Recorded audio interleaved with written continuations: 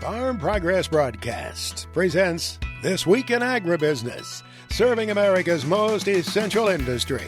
Brought to you by Case IH. Solutions for every challenge. Equipment for every farm. Case IH, built by farmers. Welcome to this weekend's edition of This Week in Agribusiness. I'm Max Armstrong, filling in for Mike Pearson this weekend. Well, in the drumbeat of the news, nearly every hour we're hearing something about trade. And trade, of course, is of key interest to the folks of agriculture, and it's the wheelhouse of Luke Lindberg, Undersecretary of Agriculture, the U.S. Department of Agriculture in Washington, who we find on the road. I guess that's not surprising, right, Luke? Hey, Max. Yes, sir. Calling in from Belgium today, here in Brussels at the European Union Parliament. The European Union, of course, is an important trading partner for us. Those, we used to call them the common market countries, and we have some agreements with them already, do we not? That's right, sir. Yes, Mr. President Trump signed a historic trade agreement with the EU this year, giving our farmers and ranchers new access to this important market. For too long, our European colleagues have experienced a significant advantage to our farmers and ranchers back at home. We currently have a $23.6 billion trade deficit with the European Union, and I believe that our farmers and ranchers should have more opportunity to sell their goods over here, and that's what we're talking about this week. Sometimes the devil is in the details and in the implementation of trade agreements. How long does it take to implement an agreement of that nature, Luke? That's exactly right, sir. Ever since I've been in this role, I've been talking about three key steps to trade agreements. The first is getting an agreement signed and on paper. The second is starting to build buyer-seller relationships, and that's what we're here this week to do. We've got 11 different farm groups who invited some additional businesses along with them to participate in our third rapid response trade mission that we're calling Trump missions, to get folks on the ground in these markets where President Trump has signed new agreements. This is where a lot of the details are coming together, and we're seeing these buyer-seller relationships happen and new market opportunities take shape. But then we're also focused on the accountability piece, which is the third step. And this week, I'm meeting with a number of our counterparts in the European Parliament and the European Commission to make sure that they're implementing these agreements in the way in which was agreed to in the original framework. I have to ask you about a very near neighbor of ours and a very important trade customer for our farmers and ranchers, and that's Mexico. The president has been very strident, of course, in dealing with Mexico and maybe even more so in the future. How does that affect our trade relationship with our nearby neighbor to the south? You know, I was just in Mexico City 2 weeks ago. Secretary Rollins and I led the largest trade mission to Mexico of any USDA trade mission in the history of the agency. We had over 150 agribusiness leaders down there with us. It's turning out to be one of the top grossing trade missions also in USDA history, which is terrific. We love to see it. We do have some challenges with Mexico. The president's been very clear about that. But net overall, it continues to be a robust and important market for our farmers and ranchers. And we're continuing to see them that way, and we're continuing to invest in them that way. So we'll get over some of these hiccups and bumps. We're going into an important review period for the U.S.-Mexico-Canada agreement that'll take place this year. We'll hopefully get a couple of those things fine-tuned, and we'll continue to see success in Mexico for years to come. As a much younger man, I was along on some of the trade missions and with farmers and other businessmen and women, and watching those relationships. Sometimes the meetings, those personal meetings, extended well into the late night time and early morning hours. But the relationships really matter, I gather, right, Luke? That's exactly right. I've always said that people want to do business with people they know and people they like. And, you know, folks don't always want to buy crops from a guy like me. They want to buy crops from the farmer or the producer who has a little dirt under his fingernails, who's out in the field growing the crops, can talk about how amazing their product is and why it's the best, highest quality product out there. And so we're focused on finding those relationships and helping those folks meet one another and build that strong partnership that will last years and years into the future. Undersecretary of Agriculture Luke Lindberg joining us from Brussels, Belgium this weekend. Here on This Week in Agribusiness. Travel safely, sir. Thank you, Max. Appreciate you having me on. God bless you. God bless you. Our market update now brought to you by Farm Futures. Keep up with these volatile commodity markets at farmfutures.com. Dwayne Bussey joins us this weekend from Bolt Marketing in that South Dakota, North Dakota, Minnesota region. Are the combines all parked there, Dwayne? Pretty much, yeah. There's a few guys left going on corn. We were extremely wet this last summer, so that's put a little strain on the harvest. But the guys who are left cover a lot of acres, so for the most part, it's done. A lot of tillage work done. The fall weather has been perfect, which is nice after a really wet summer. Yeah, that is nice. Yeah, I mean, you had many days when you didn't have any kind of a pause there. That can take its toll too, I guess, can't it? It sure can, especially like us doing a couple of different jobs while we're farming. But we love it. We love the work. But yeah, it was a consistent long stretch of 6 weeks. I know. I think I went to bed a little bit embarrassingly early last night as I'm still trying to get caught up on my sleep. I know the feeling. Producer attitudes. How do they feel as you visit with them this fall? Is it pretty tough as you talk to them? It was pretty tough going into fall. It's starting to perk up a little bit as the markets perk up a little bit, right? We finally got China back in buying some of our beans, so I think there's a little bit more optimism, but a quiet optimism, I think, because I'm getting a few phone calls from clients too that say, well, I sold everything at harvest and now the market's rallying. So no, generally still a little grim. Yields are good here, but they aren't good enough to offset these lower prices. And those costs of production are still really, really challenging, aren't they? As you take a look at China, what are the realistic expectations? I mean, we know what's talked about was in the deal. What does the market feel is realistic here in terms of the business we'll do with China? I'm glad you asked it that way, Max, because it's kind of two different ways the market's looking at it. Right now, I think the funds are looking at the potential for how much China could buy. Trump's administration keeps talking about that 12 million metric ton they promised to buy, and then the 25 million metric ton every year afterwards. And I think the futures market is concerned that what if they do buy that much? Now, the fundamental side in me says, well, if they do, then it's going to be kind of like a shuffle game, and everyone who was buying from us before will turn and buy from Brazil. But this last week they bought a lot of soybeans from us for a price well over Brazil. So there definitely are politics involved now, and I think they want to appease Trump and keep it going. I look at the calendar and realize that there's another Brazilian harvest not far ahead.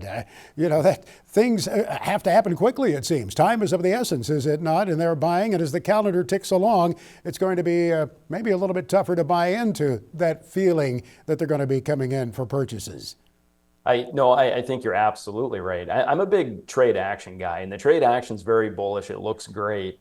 But if you step back and think about the whole global supply and the world fundamentals and the fact that you just mentioned Brazil's, planting 122 million acres of soybeans. So they're going to have another monster crop, probably 170 million metric ton down the road here. And like you said, that'll be harvested January, February. So that's coming up soon. So that supply will still be out there. So this rally in general eventually will need to be sold. There's that price relationship, is there not? That, the Chinese are shrewd buyers. If they can get it cheaper down there, they will. If our price is cheaper, that does present an opportunity to them, does it not? Well, absolutely. I mean, it's great that we're not in a trade war with China anymore, first off. So at least if we are cheaper in the future, they should buy from us, and this last week, how COFCO stepped in and bought a lot from us. Remember, that's the Chinese government buying basically for reserves. It wasn't their crush facilities buying. So economics still don't support them buying from us. But there's a lot of things in the trade deal other than soybeans, and obviously they're willing to pay up for soybeans to get other deals of the trade deal with the U.S. Want to visit with you a little more. We'll come back to do that momentarily here. Dwayne Bussey, our guest this weekend on This Week in Agribusiness. Each weekend on This Week in Agribusiness, our market updates are brought to you by Farm Futures. Keep up with the volatile commodity markets at farmfutures.com. Dwayne Bussey joining us this weekend from Bolt Marketing to talk a bit about what's going on in this whole global scene that affects us so much. I guess the thing that occurs to me, Dwayne, volatility, which we've seen, volatility does provide opportunity when it comes into the market, does it not? It does, and as a trader, I like volatility, but as a producer, sometimes that volatility just locks you up, to be honest with you. You just kind of end up just doing nothing, and I don't encourage that at all. I mean, producers, when it gets crazy like this, need to go back to me, their break-even spreadsheet and put in some crazy price targets, because they might get hit in a volatile market like this. One thing that occurs to me is how much we could insulate ourselves in the United States from these global shocks if we were to have a determined fuels policy, biofuels policy for the grains. Would that make a difference if Washington stepped out and said, all right, this is what we're going to do, this is the difference it could make? would the markets embrace that if all of the regulatory agencies finally came together? Boy, that is a really loaded question. And I would think they would. I think the market would like it. I always go back to the aviation fuel thing. There was a lot of money poured into that, and I'm just smart enough to know to follow the smart money. And to me, there was big investment into that. I think there's something in the future there, and I think that would be huge for us. I really think that's our next step. That's our next ethanol demand surge, if I could say. I'm with you on that. And I think of the regional differences. I mean, I don't know if it would help you guys in the plains as much, but I think about location in terms of processing facilities, in terms of airline locations, close to, for example, a major hub like Chicago. The different carriers also have taken some active stances, some very proactive stances when it comes to sustainable aviation fuel. Location, once again, could be very crucial, it seems. Oh, of course it is. It's kind of like that in the meat industry too. We always talk about the demand is so strong, and well, the demand's always going to be strong in the Midwest. I'm going to grill even when it's 10 below outside on my deck because I like a steak. But it's the East and West Coast that really matter for demand, or the large cities. The emotion that comes into the market, as we take a look, for example, at the cattle situation, it is remarkable to see how those futures can ebb and flow, and that's a wild ride too, isn't it? Oh, a wild ride is an understatement. We had a great rally the last several years, really, and it feels like the market has just diabolically crashed here. But when you look at a continuous chart, we're still in upward trends. It's still a good price. We're still above $300 for feeders. I think on pops, it's still a hedge opportunity for producers. Put some sort of floor in, which I know we've all been saying that for years, so I'm not going to make it sound like I nailed the top, but I do like hedging here. Obviously, the administration wants lower beef prices in the future, so to me, that's a red flag. They're waving saying, get hedged. Do you think imports will become that significant? We've always had beef imports, and nobody likes to accept imports. I mean, if you're producing widgets in Chicago, Illinois, you don't want widgets coming in from Asia. But trade is a two-way street. I guess it's the degree of imports that'll make the difference, right? It is. And honestly, no, I don't think it actually makes a difference. I think you can drop the Brazilian beef tariffs, bring it all in. Our supply and demand won't change dramatically. So that sounds like I'm bullish the cattle market then, right? No, I'm not. And we're missing one very important thing, the funds. The funds got extremely long as this market rallied, and they just want out right now. And until they get down to zero long contracts, this market will keep falling. I have a great point. Dwayne, thank you. It's a pleasure to have you on the broadcast this weekend. Nice to meet you. Nice to visit with you. Yeah, nice to meet you too. Thanks for having me. Dwayne Bussey from Bolt Marketing. Agriculture meteorologist Greg Solier now brings us his farm weather forecast for the week ahead. Well, it'll be a crucial week from a number of standpoints, not just agriculture, but travel and family get-togethers. Greg Solier is here.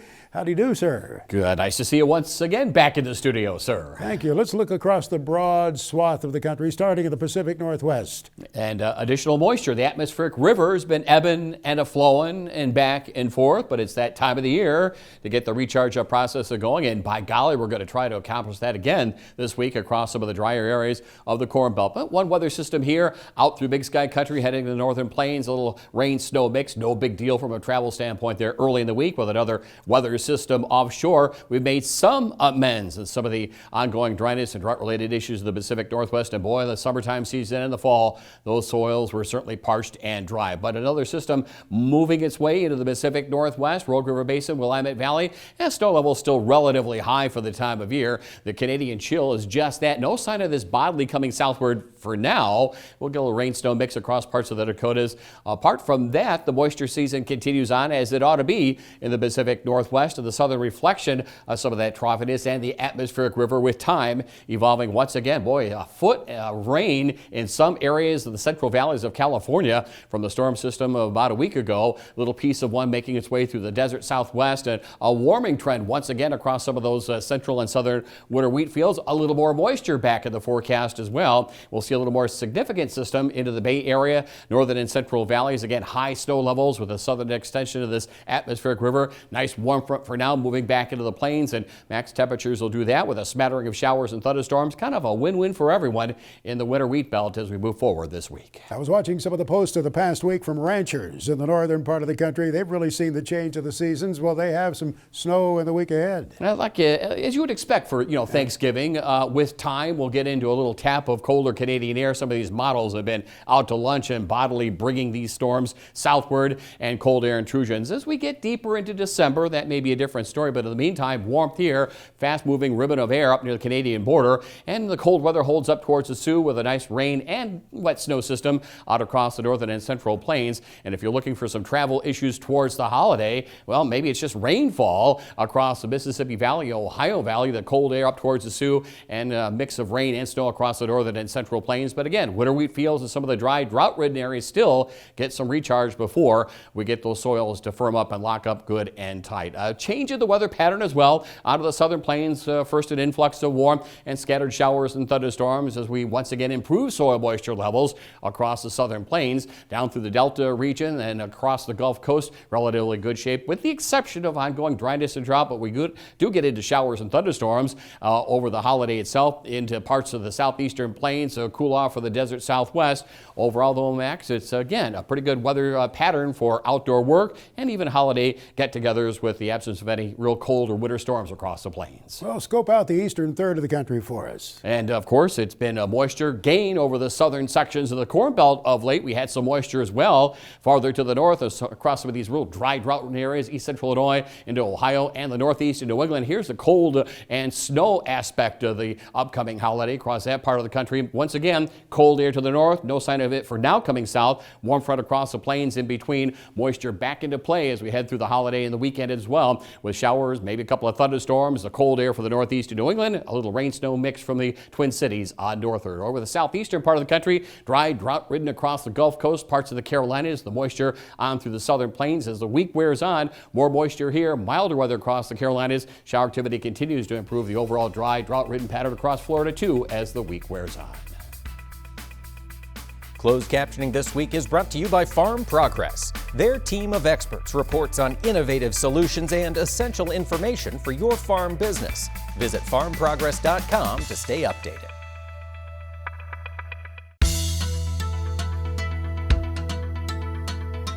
Oh, yes. You can tell we're coming into the holiday season. That annual visit with Chad Colby about stuff we can buy and give as holiday presents.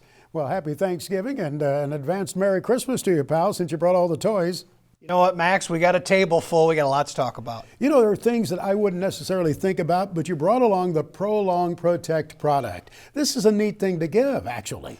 It can make a difference in bringing new life to pieces of farm equipment, 74-year-old trucks and modern cars. It's really good stuff. That stuff is great. I use it all the time, man, and everybody likes it. Max, you use it. It works great. What's our website?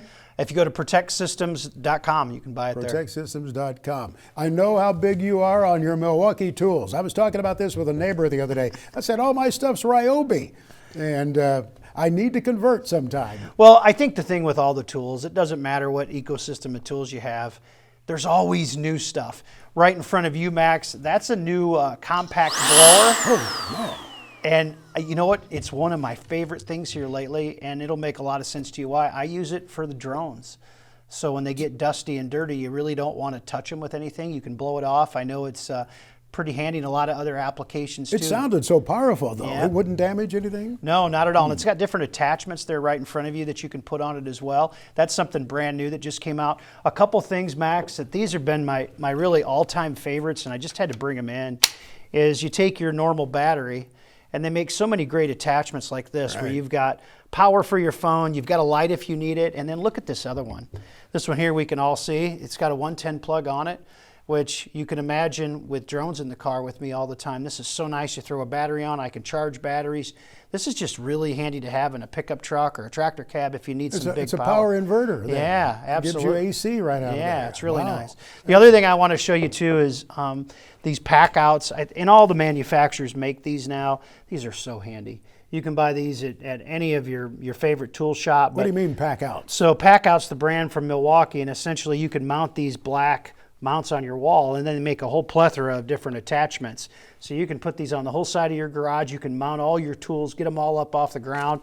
It's super, super handy. I know if you're at any Home Depot shop, Max, they have so much of that now. It's not even funny. Well, I'll put it on the list. What about the golf items you see there? So our family's big golfer, and I know a lot of farm families are.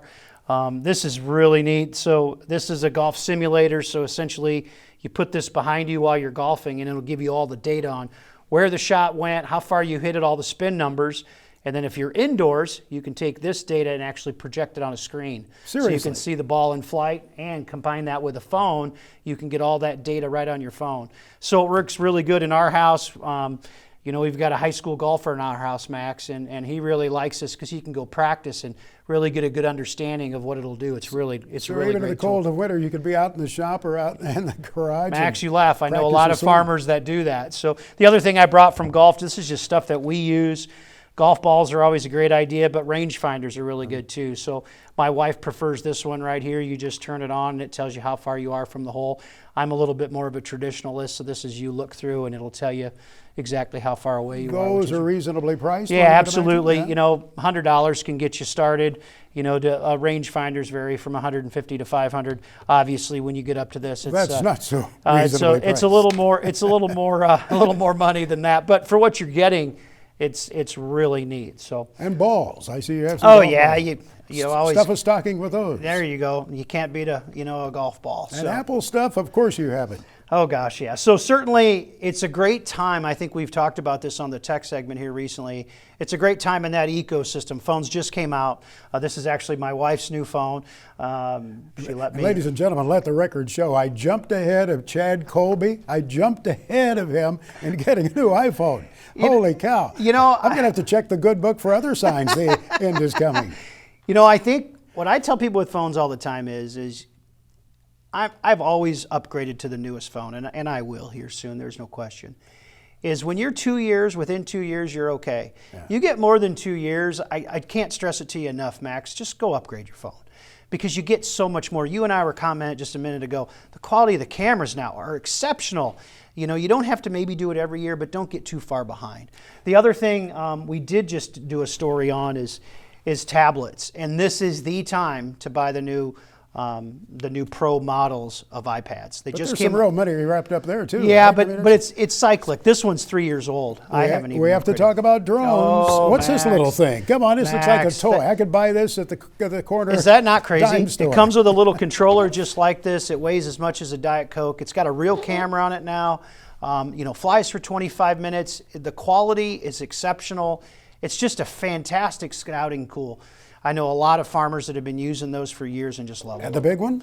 Oh gosh. Well, obviously we're carrying a bigger camera, but the cool thing about this one is the user interface, where it's got an integrated screen that works great outdoors in the bright light, and you're paying substantially more for this one. It's more than twice the price, but you're doing that for longer flight times and really high-end quality camera. Ryan and Angelo here at the show are going to love that the next year because the quality of imagery is just unprecedented.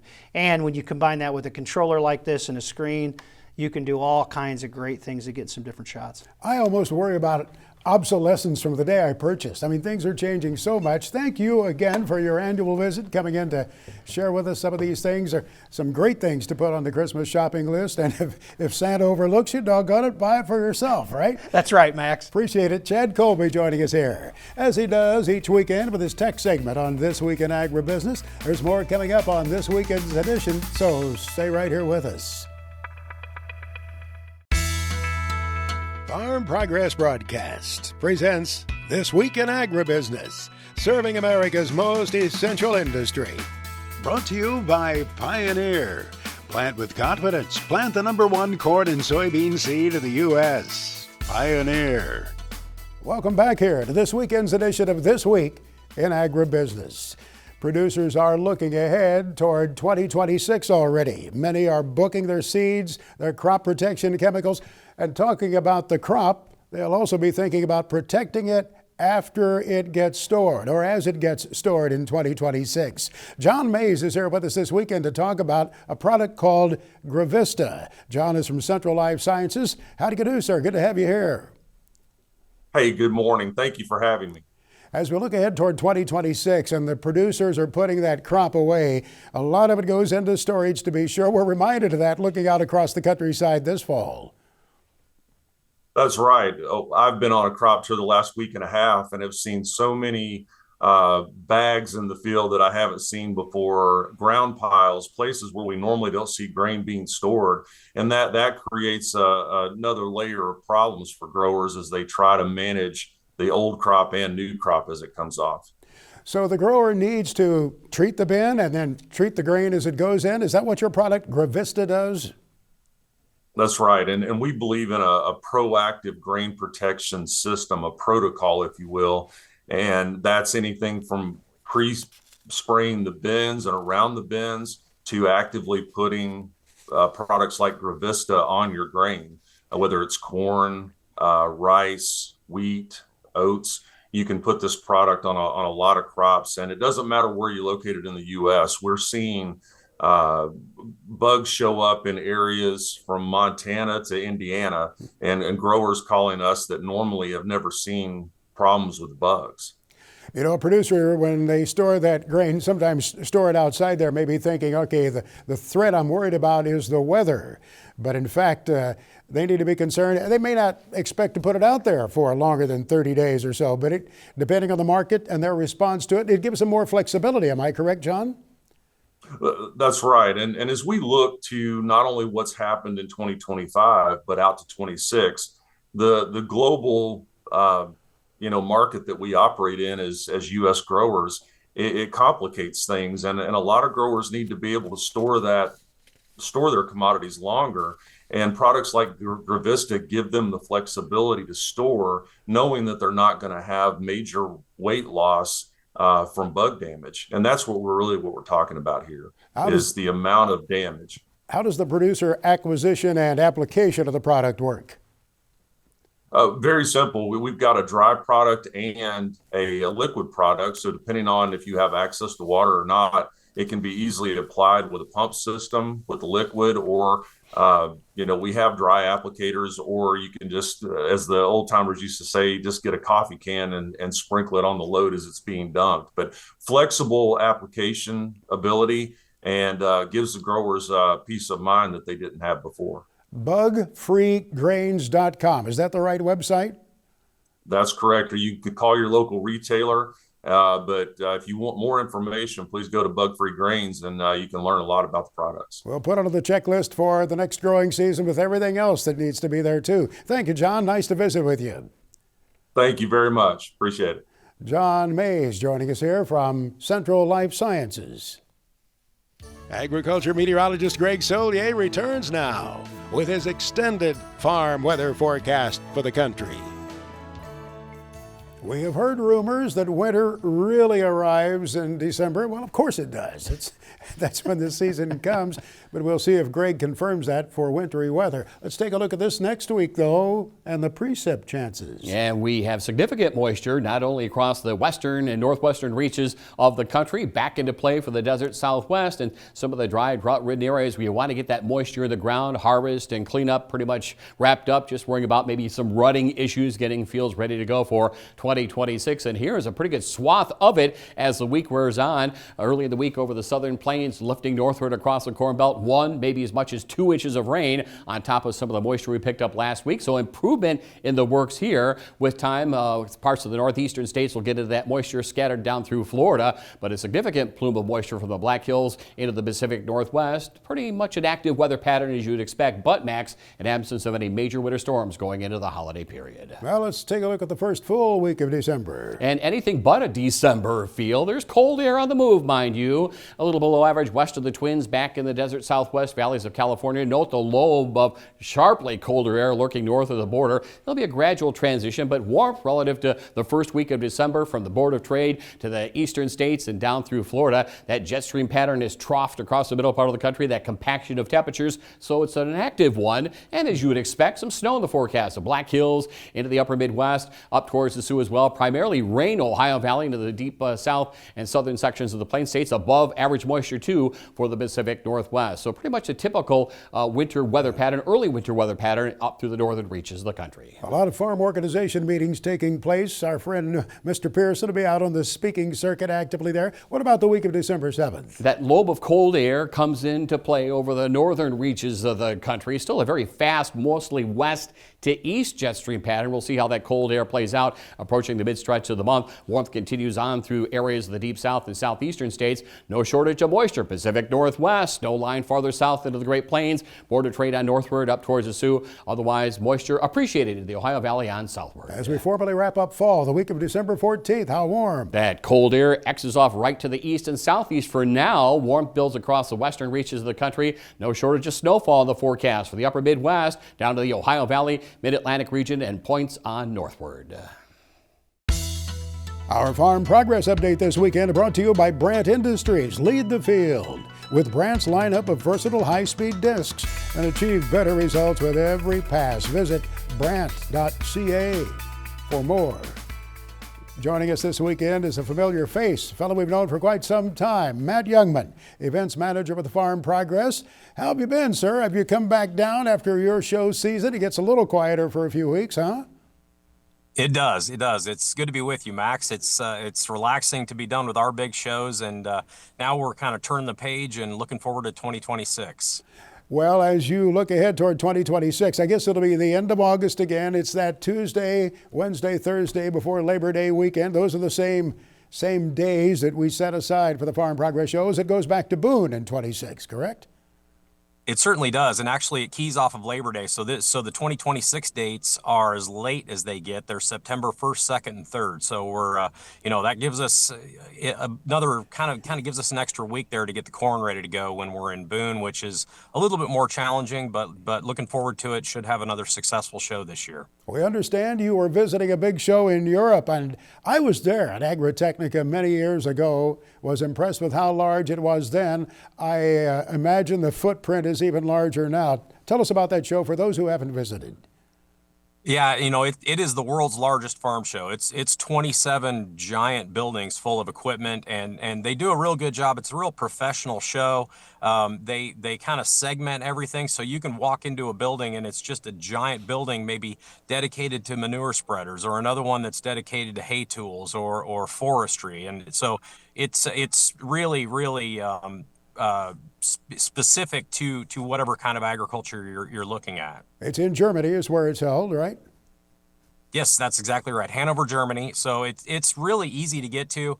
I would suggest anybody who has it on their bucket list, don't hesitate to go. It's easy to get around. You don't need to speak German. It's really a great event to visit. And don't forget how quickly you can cover distance in Europe by train. It's remarkable how close everything is there. Yeah, if you fly into Frankfurt, you can take a train right up to Hanover, and then you don't have to have a rental car. You can get on the train and get your way to the show. They drop you off kind of right at the front door.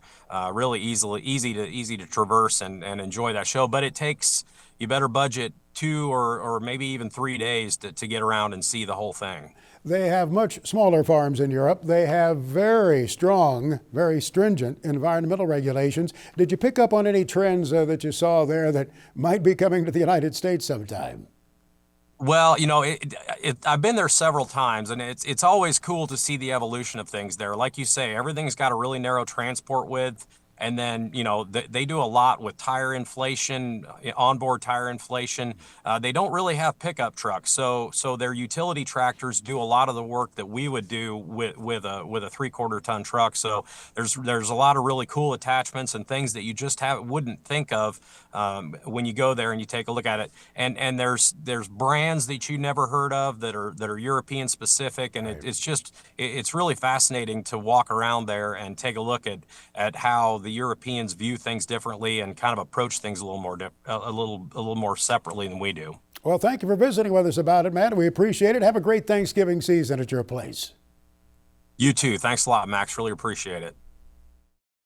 Now on This Week in Agribusiness, it's Max's Tractor Shed, where we spotlight another great American farm tractor.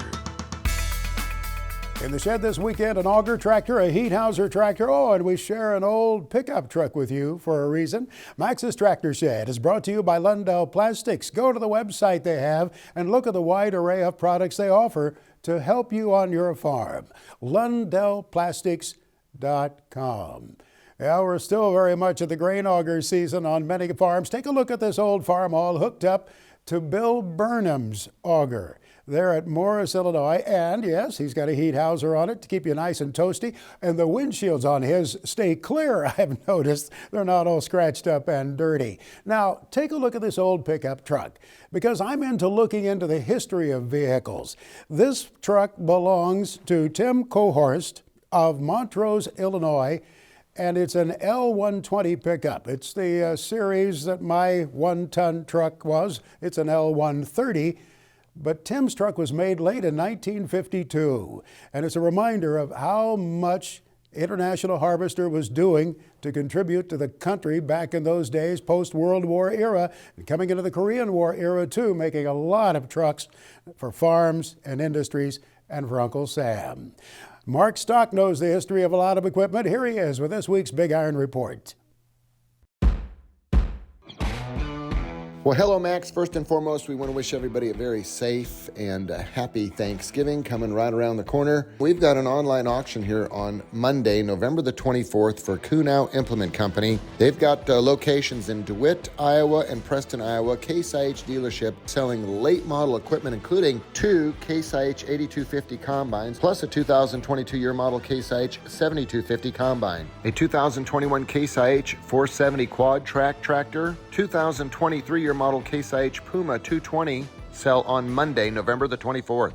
Big Iron will conduct the Harvest Select Heifer and Bred Cow Special Livestock Auction, featuring 90 plus Angus and Simmental Angus bred heifers from Jared Gertis and Bob Heidzik from Auburn, Nebraska. Plus, Helt Cattle Company from Utan, Nebraska will sell over 200 head of Angus and Angus Cross bred heifers. Hartman Ventures LLC from Sargent, Nebraska will sell 168 black second calf heifers. Now, D&D Cattle Company and Myros Farms from Hardington, Nebraska will also sell some commercial black Angus bred heifers. 40 head of AI black Angus bred heifers will sell out of Muskota, Wisconsin for Baumkamp Farms. Temple of Colorado will sell registered and commercial red Angus bred heifers on BigIron.com.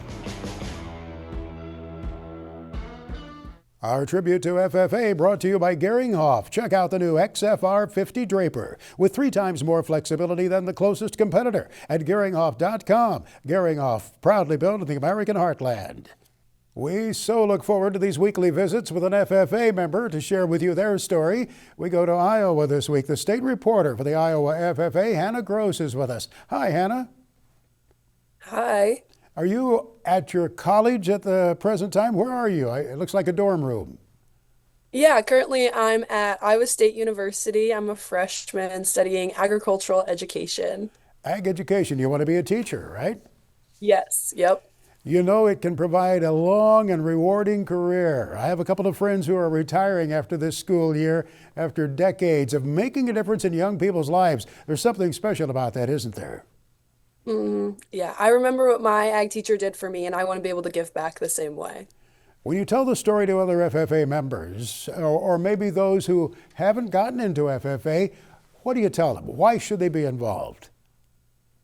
I was told as a freshman by an upperclassman that it's okay to be uncomfortable and to embrace being uncomfortable. And because of being told that, I actually really mastered the idea of just going into things and just hoping for the best and being willing to put myself out there.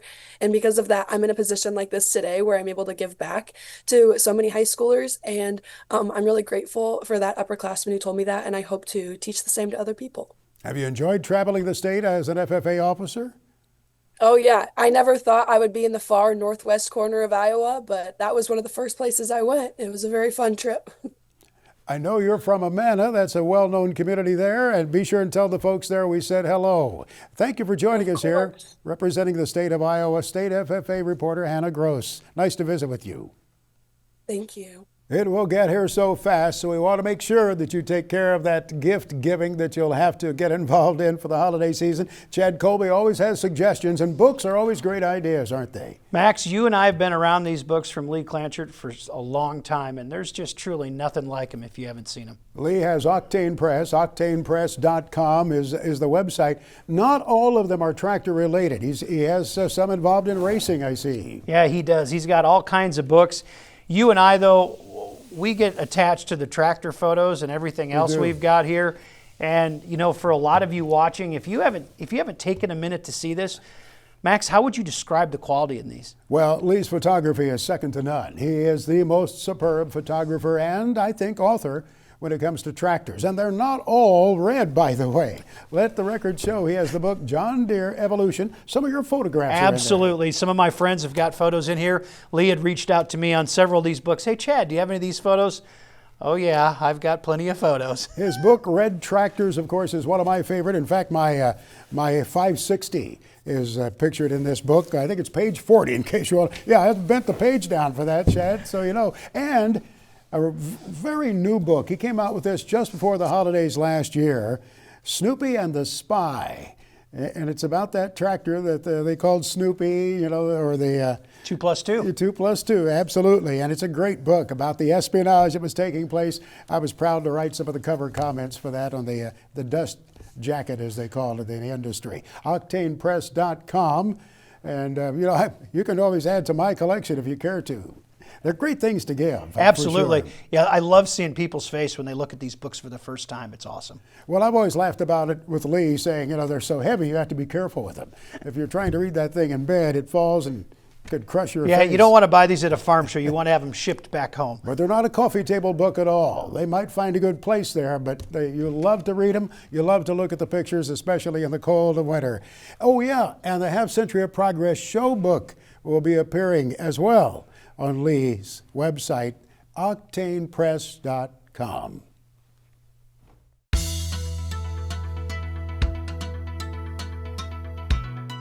Do you like to do your own field trials on your farm, checking out various products?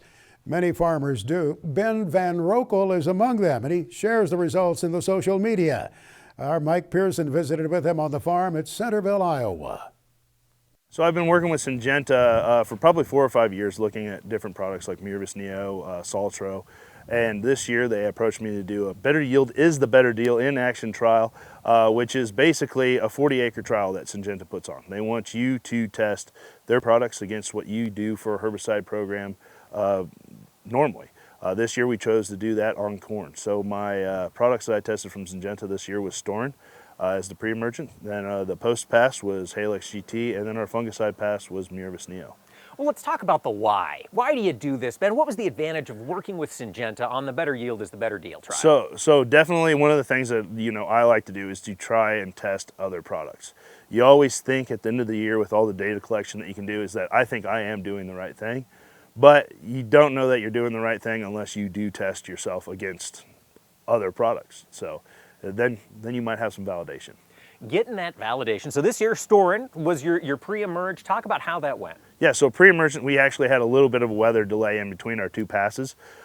We did come in with the Storin, and it was actually paired with a little bit of atrazine, and we did learn the Storin had the crop safener. And with that weather delay, we did have some spiking corn, and we were still able to come in and get our pre-emergent pass put in there, got the field cleaned up, and Storin did exactly what they were saying it was supposed to do. So then as season got underway, of course, Halix GT went in, and what are your comments? What'd you notice? Yeah, so Halix GT cleaned up what was left there that needed to be cleaned up, maybe a little bit of some grass escapes and stuff like that. But we came back at probably V5 or so with our post pass, and little shy of shin high corn, and got the field cleaned up, and the field stayed clean all year long. Ben, let me ask you about something I've heard from a lot of growers this year, and that's southern rust. Did that make an appearance in your fields? Yeah, so southern rust, especially in our area, we got hammered. July 7th, we went and scouted the field for this Better Yield, Better Deal in Action trial. Both of us, thought we were going to walk right into a field, and we're like, oh, great, we're going to go do a video clip about green, healthy corn. And we were 12 rows in, we'd found northern corn leaf blight, we'd found tar spot, and we'd found southern rust. So we got hammered with southern rust. We were able to come in and do our basically our fungicide pass right about at that time. Just I think it was 2 or 3 days later, I got my application on. Got some stuff into control, but still with the immense disease pressure that we had down here, the rust came through and still obliterated corn. This year, the 2 check strips that I did have left out there to see what the response was, even with that 1 pass of fungicide, 1 check strip was 30 to 35 bushels and the other check strip was 50 bushels. So it paid. It paid big time this year. Ben, one of the interesting things about you is that you have been documenting all of these moves, these trials all summer. Can you tell our folks where they can see those videos? Yes, they can see the Better Yield, Better Deal in action trial on YouTube at Iowa Farmer. Now let's look ahead to next year, to growers thinking about 2026. Would you encourage them to take a look at the Better Yield is the Better Deal in action trials? Oh yeah, absolutely. If you get the opportunity to do the Better Yield, Better Deal in action trial, for me, it was a no-risk thing. The unforeseen thing that happened that was a benefit for us this year was actually having an agronomist walk with you throughout the entire growing season. You get the chance to learn from the agronomist, and then you also get the chance to hear what else is happening and what else they're seeing in the state. From the farm at Centerville, Iowa, Ben Van Rokel and Mr. Mike Pearson. Mike knows that territory so well, I'm sure, in his native state. I think it's down toward the Missouri state line, way down the southern part of Iowa. Wherever you catch us across America or on some other continent each weekend, we sure appreciate your joining us here. We hope you and your family have a wonderful Thanksgiving. We have so much to be thankful for. So long, everyone. This Week in Agribusiness is recorded in the Strauss studio. Family owned since 1948 and trusted by pros worldwide, Strauss makes gear that works as hard as you do. Tough, functional, and resilient. This isn't just workwear, it's gear engineered to perform. Gear up now at Strauss.com. This Week in Agribusiness is produced by 22 Creative Group and has been a presentation of Farm Progress Broadcast. We invite you to visit us online at agbizweek.com.